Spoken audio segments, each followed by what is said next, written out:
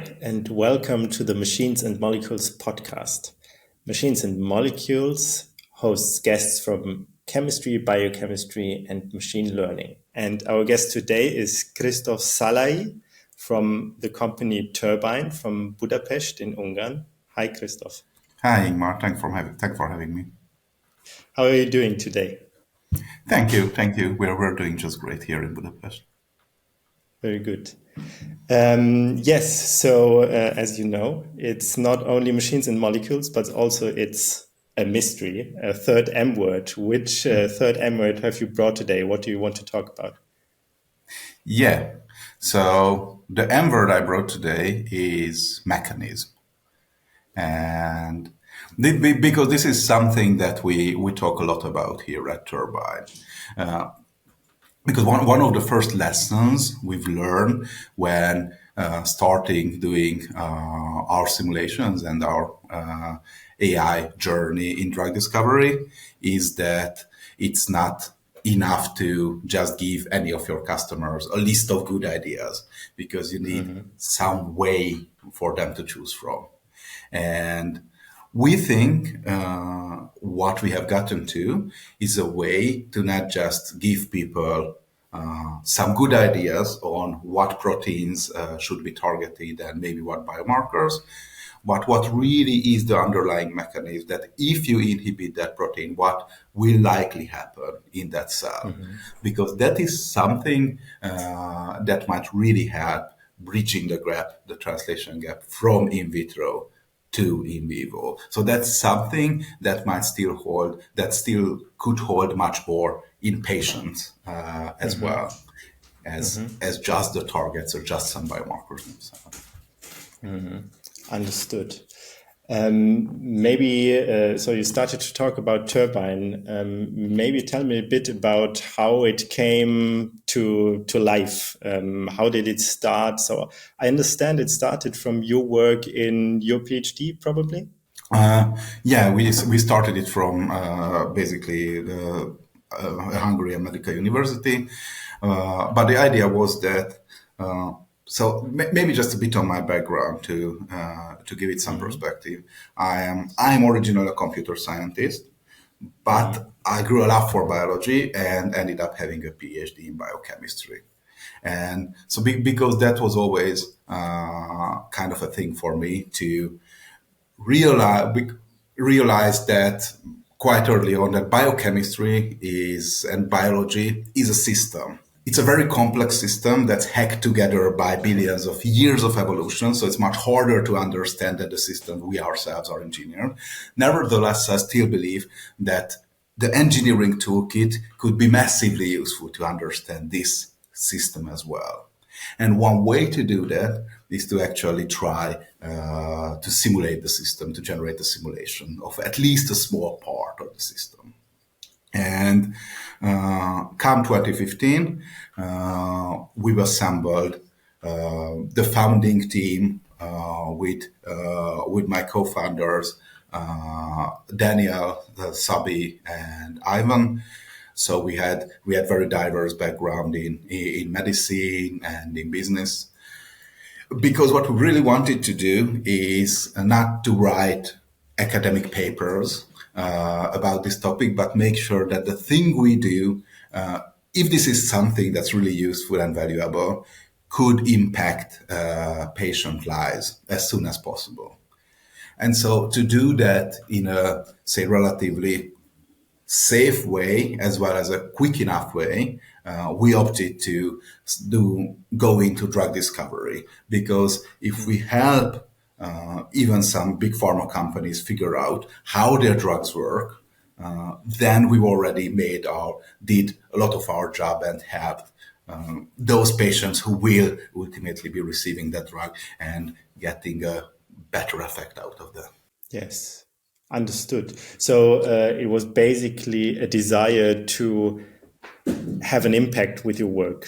Is that correct? Absolutely, yeah, absolutely. And this still is within the entire Turbine. I still think that the shared vision is that we would really want to impact patient lives by rationalizing how drug discovery works. And I think this is something that's shared in the AI drug discovery community, because you have seen what the clinical trial machinery is potentially capable of with the COVID vaccine. So that was 1 year from the start of experimentation to approval.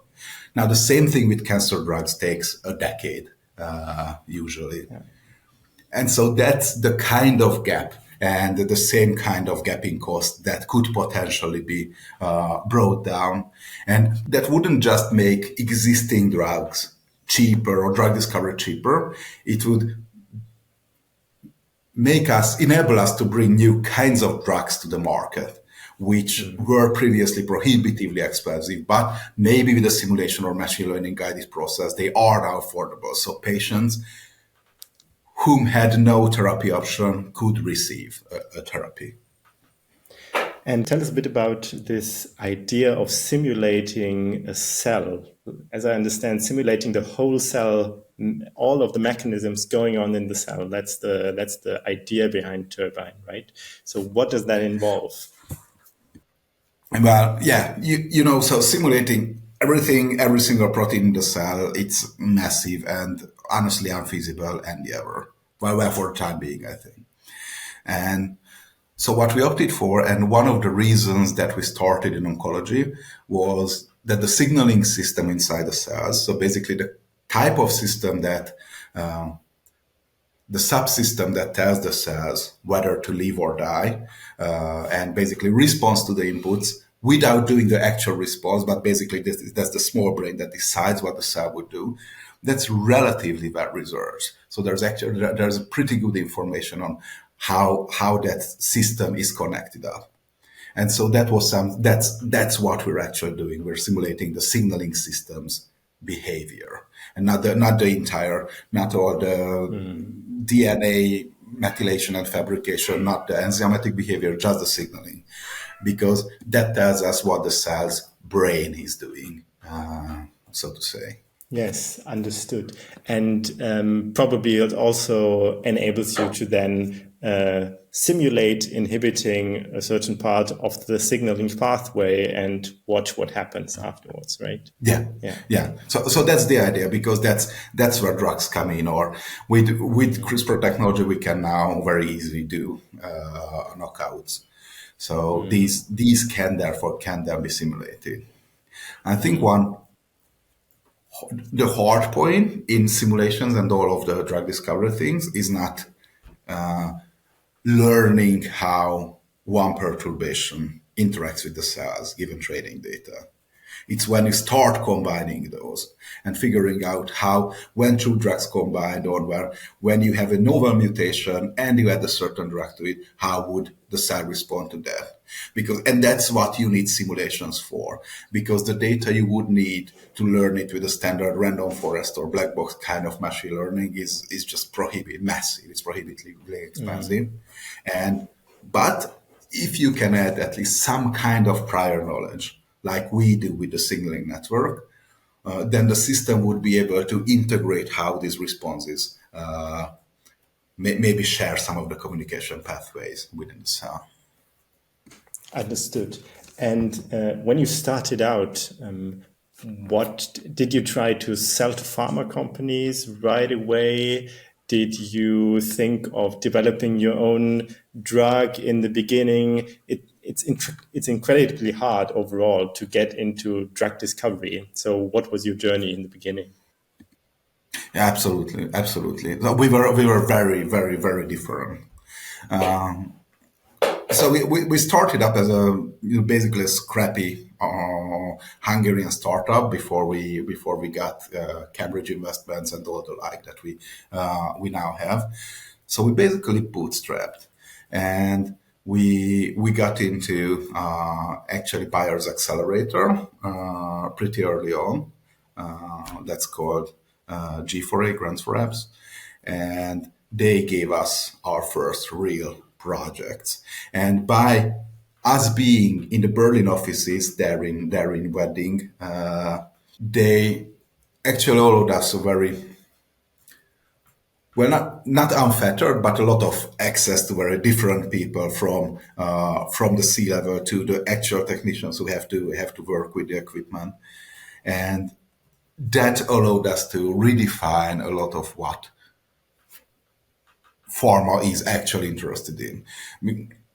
Originally we thought two things. One was that having a simulation, having a good enough simulation, could augment or replace in vitro experimentation, and that would. So we will be able to spare a lot of money from the experimentation because it's to the order of a few hundreds of thousands of dollars. And then we went there in Berlin and we basically got laughed at because a few hundreds of thousands of dollars is not a thing for big pharma. They're playing with much, much larger numbers there. It's basically chump change for those kinds of, they're spending billions of dollars on a single drug discovery campaign. But what they were interested in is not us replacing in vitro experimentation, but us figuring out how their drugs work, because they just have a few hundred cell lines that are actually available from the catalog, and then they have people usually measure their drugs on existing cell lines or do some kind of small scale cell engineering. Now you have CRISPR screens. But generally, you don't have data enough to figure out usually how your drug really works, just using the existing data and statistics. And that's where machine learning and these kind of more advanced technologies like our simulations come in. And so that was that was the new message, that we don't just spare you the cost and time of running in vitro experiments. We really tell you how your drug works, so you can be smarter even when doing your in vitro model selection and everything down the line. There's a lot of things still down the line after in vitro in any kind of pharma project, right? So that was one lesson learned, and the other was we of course started as a service company, like I think many of us. So basically a CRO. And we realized, or maybe better to say, we were told that we're actually leaving a lot of value on the table, because by giving pharma companies a good idea of how their drugs work or why their drugs work, we're actually generating them tens of millions of dollars in value. Yeah. And as long as we are getting paid on a cost basis, that's not a very powerful method to capture value. And also, it's not a huge market. Novel drugs that are being developed, it's a large market, but it's not a huge market that you can run a large service company out of it. So we had to use that. We have to use that value as much as possible in order for us to grow and be able to better our simulations to make this really a standard eventually of the drug discovery process. And that's when we realized, and that's when we learned that in order to capture more value, you somehow have to have your name written on the drug's patent somewhere. Yeah. And how would you compare this learning curve and the learning experience when founding a company and finding out all these economic things and ecosystem things with doing a PhD? How did that compare? It's very different. It was a much steeper on one hand, but also much more quicker learning process. So there's one saying that goes, the way to get 10 years of experience in 2 years is to found a startup. And I find it kind of very much true. You do kind of work that 10 years in 2 years as well. But that being said, there's a lot of experience I wouldn't have gained, not even from the PhD, but from starting at, say, a multinational company and going through the career ladder years after years after years.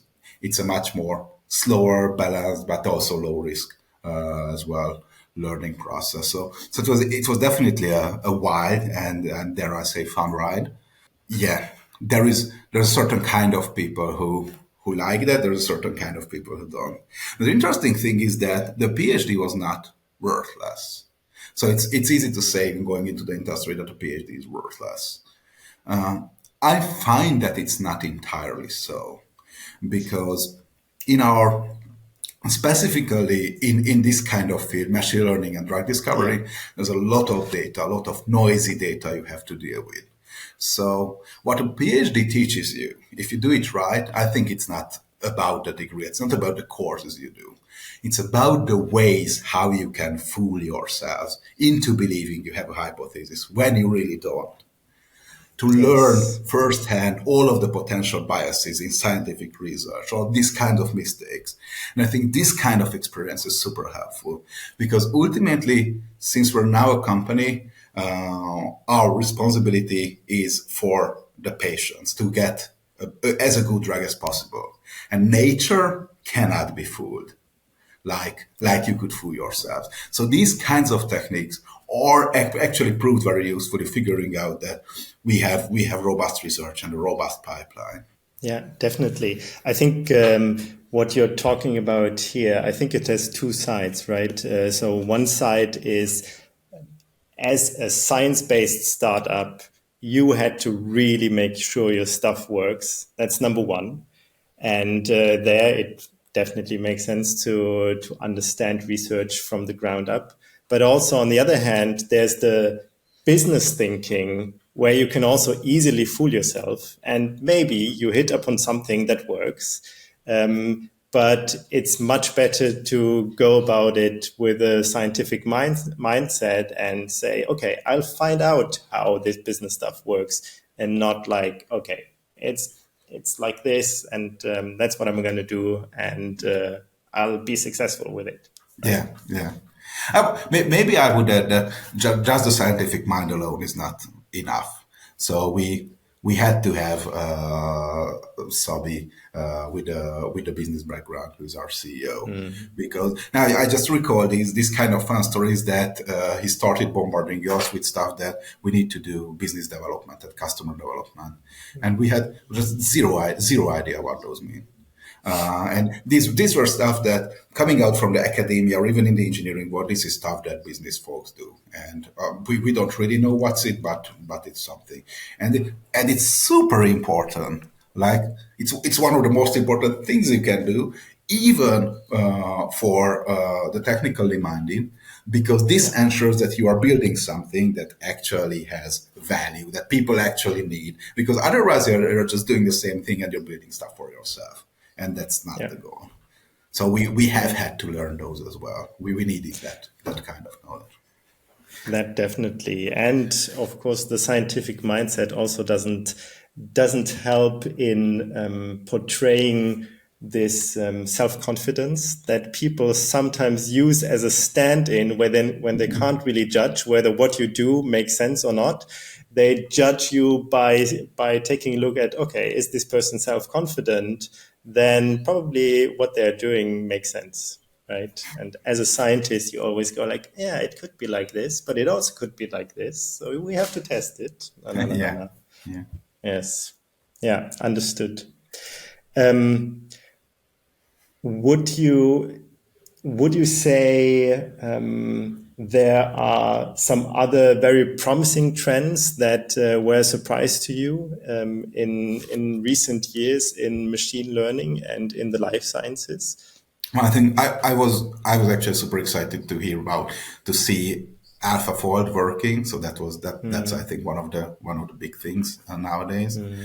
And well, in the machine learning world, the entire change the transformer system is something that's exciting, and that's what actually allowed not just AlphaFold but ChatGPT and a lot of the revolution there to unfold. And what's surprising is that it's not really a scientific insight; it's just a way to be able to train more.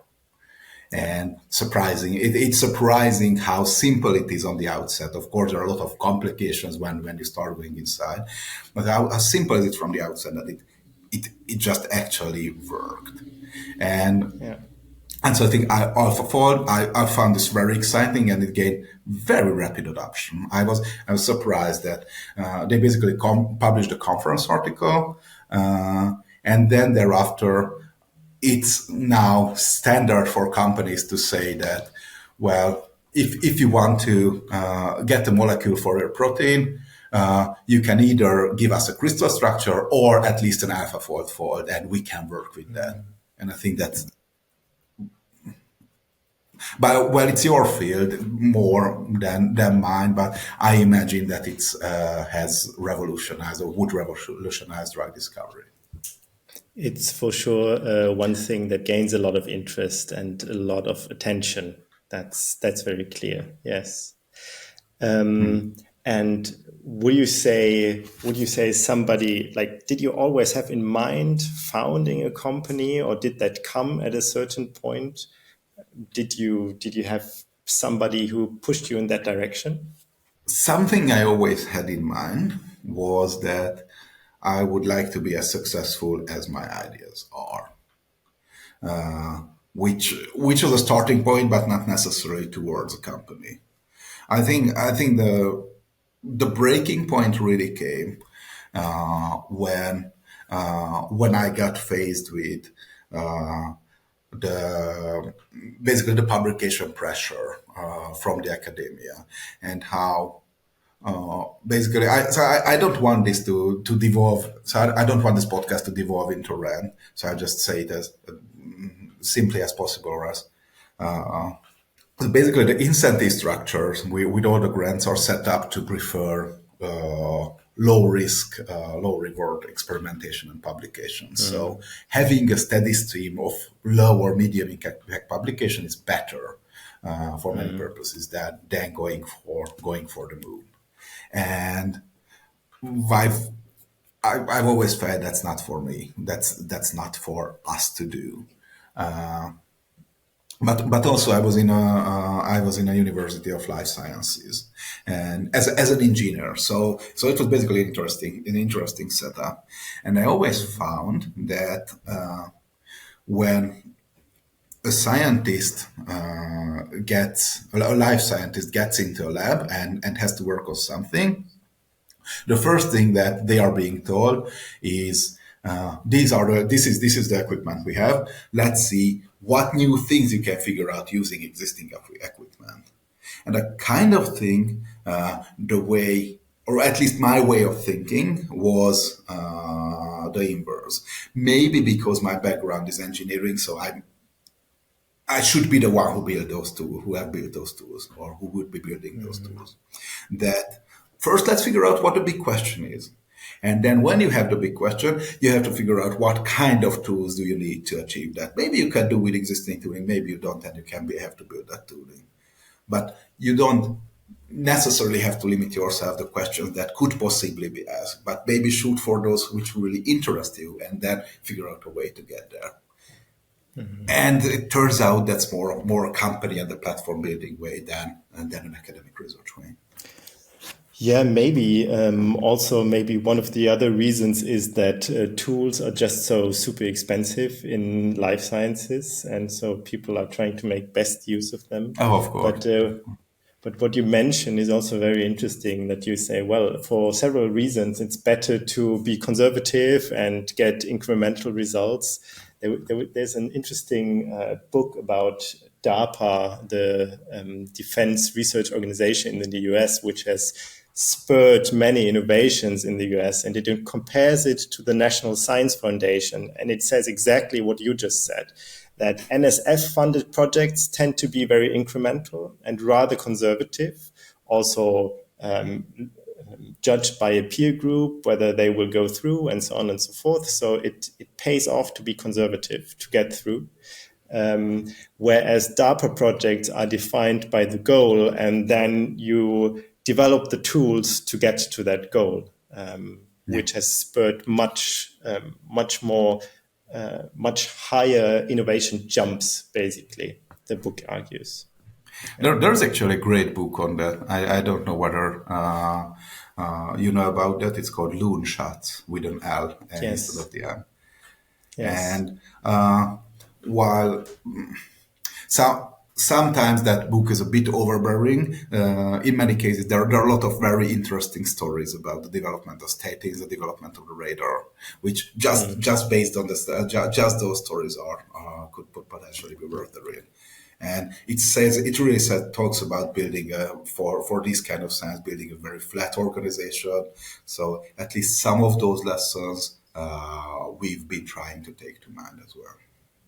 Yes, it's a great book, and it also emphasizes a lot the feedback loop between the scientists and engineers and the actual application, right? Because Yeah, you could absolutely. stay in an ivory tower and develop something because you think it's cool, but then nobody's interested in it. So if you have the constant feedback loop, that makes a lot of sense to drive innovation that really propels the world forward, basically. Right, right. And did you have a mentor that pushed you a lot, like in academic times, or maybe later on during company building? Well, wouldn't want to name one single one because have had a lot of great supervisors and mentors during the time. So maybe one person to name would be my PhD supervisor. He's called Peter Chermay, and he was one of the largest folks in the Hungarian network science community. And but basically, what he did was, I think it's very different from how many life sciences labs work. So he's a very hands-off supervisor in some ways, but it basically gave us the freedom to we really needed to start this and have the time to figure this entire thing out. And he was supporting us from the university even in the first years when we started and spun off and left the university. But I kind of because a kind of pattern that tends to happen in sometimes with PhD students is that they have a very fixed thing to do because it's a big lab with huge names, and so work is on a very tight schedule. And but that means that in many cases, the PhD student is not being responsible or not really understand the big picture of what they are working on. And so that's kind of, and by doing that, we will be doing interesting research, but you kind of miss out the main lessons of PhD of figuring it out yourself. And so I think by us having this freedom, he really enabled this company to start up. Understood. Is that a lesson that you also apply to leading people now as a manager, Well, it's a giving different role. freedom? So yes, but to not the same degree. I still think that being aware of the big picture is maybe more important than what the exact instruction of your task is, because in many ways no one can word the exact Jira ticket as well as it's necessary or can figure out all the corners for you. You have to understand what we're working for. That's something I'm very big on, and I'm advocating that you should understand that.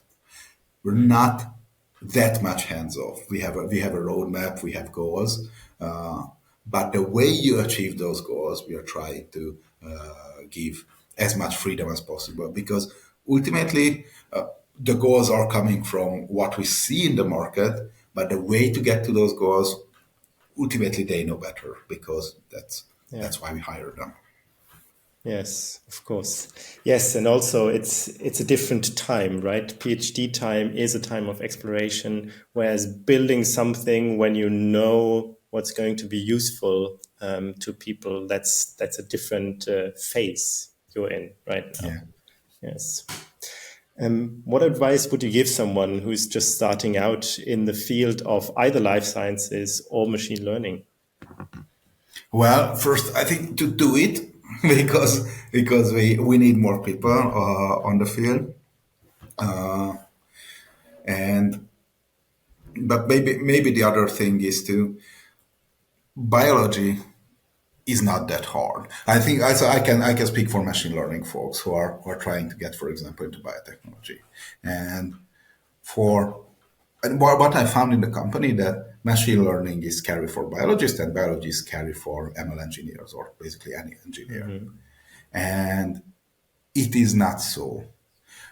So yes, biology is super scary and super hard to understand 100%. But the training wheels you can figure out in I think in both fields relatively easily. I'd I'd say that the basic understanding of biology of how cells work you can learn in a few weeks, and that's enough to get by. And then you will learn the rest as you go along, or you can learn the rest as you go along. And basically the same goes with machine learning. So if you're a life sciences person who wants to get into machine learning, you don't really need to be scared about that. Even if you don't want to code at all in your life, which I think it's less and less a feasible proposal as time goes on. Yeah. But that being said, I think if you work in a company like this, even if you don't code at all, just the basics of statistics is something that would be very useful in your research, because a data scientist actually does much more experimentation with data, with different data sets, than what you can do in a wet lab. Just because the frequency you get those data and the frequency you get to run those tests are much higher. So basic tenets of data science are really just the basic tenets of any science. And, Yeah. and that's very useful to understand. Machine learning folks may call it overfitting, and in life sciences lingo, we call that p-hacking, but it's basically the same thing. Yes, that's true. Super. Thank you, Kristof, for being a guest on Machines and Molecules. It was a very nice chat, and I hope to see you again at a conference soon. Thank you. Thanks for having me here. Bye bye.